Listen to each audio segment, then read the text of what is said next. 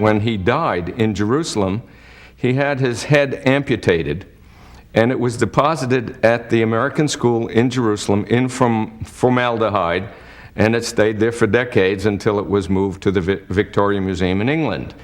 And I think this says it all. Sir Flinders believed that he was so brilliant and so smart that he wanted his brain and all that was in it left to posterity. Sir Flinders Petrie had opened the doors of enlightenment for a new generation of archaeologists. But it would be left to yet another genius with an intellect as towering as Petrie's to lead the way. His name was William Foxwell Albright. W.F. Albright is certainly the pivotal figure in 20th century biblical archaeology. What Sir Flinders Petrie and others had done before him, he really refined in a significant way. And so he was the master historian, the master who could put it all together. He was almost like a computer. You'd put in a new fact and everything would jiggle and reassemble to have a new synthesis. In 1919, Albright began concentrating his genius at digs throughout the Holy Land. He came equipped with an encyclopedic knowledge of the Bible and a fluent mastery of the languages of the ancient Near East. His precise and painstaking efforts to unearth proof of biblical history became a model for all others to follow. Today, much of Albright's agenda remains unachieved, but he deserves to be remembered as the founder of the discipline. He believed that archaeology and the Bible belonged together, that you could not separate them, that either discipline would suffer if pursued in isolation, and that was his fundamental concern from the beginning of his career to the very end. After excavating 16 years in the Holy Land, Albright returned to America, where he exerted enormous influence as an author and instructor. As a teacher, he was without peer. He left a legacy of PhDs, the likes of which has never been before, Jewish and Christian and Catholic scholars, every stripe of persuasion and belief that you can imagine. It was the dawn of a new generation of biblical explorers. Fate decreed some of them to unearth the Holy Land's most magnificent treasures.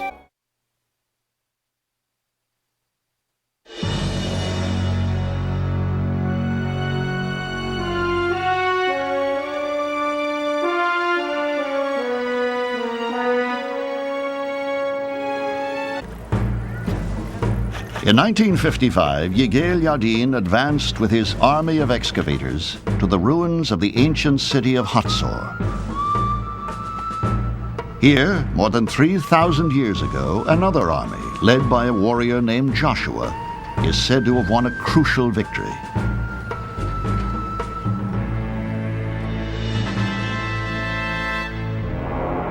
Joshua at that time turned back and took Hatzor, and smote the king thereof with the sword.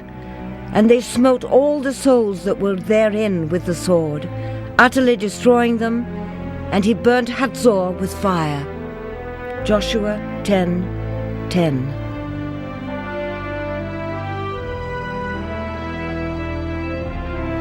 Hatzor, the Bible tells us, is destroyed by Joshua and the invading Israelites as part of a sweeping military conquest of Canaan, commanded by God.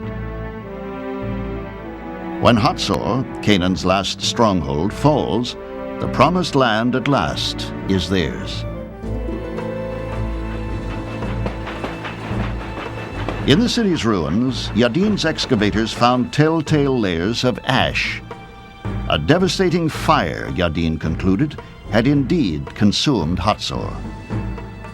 When he found that the great lower city had been destroyed sometime before 1200 BCE, he decided that that was the work of Joshua and the invading Israelite armies, exactly as the story has it in the book of Joshua.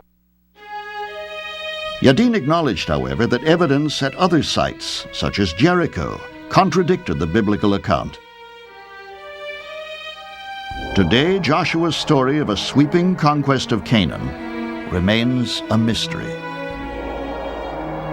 Did it really happen like the Bible says it happened? The universal consensus is that it didn't. Some parts of the Joshua story are clearly historical, but other parts are very problematical from an archaeological point of view. Yadin's passion for archaeology never waned in the face of such perplexity. Hatzor, he felt certain, held the key to one additional and vexing mystery. Solomon used forced labor to build the temple and the palace and to rebuild the city of Hatzor. 1 Kings 9:15. 300 years after Joshua destroys Hatzor, the Bible tells us, Israel's legendary leader Solomon rebuilds it as a military fortress. Yadin suspected that beneath this rubble was a wealth of literary material compiled during Solomon's reign. Professor Yadin believed that he would find the royal archives of King Solomon in the great city of Hatzor. He, alas, died before he had a chance to look for them.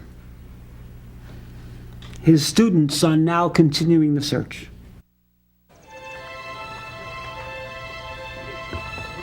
At Hatzor today, the search for the archive is being led by Yigael Yadin's protege, Amnon ben Tor. The orientation is, but there is nothing similar to it if you look at this process.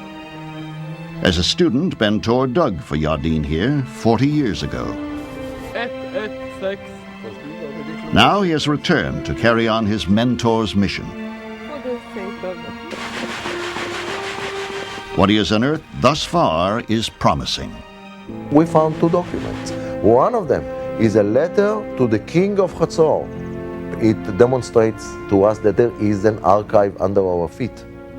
Somewhere in this enormous complex, there is an archive.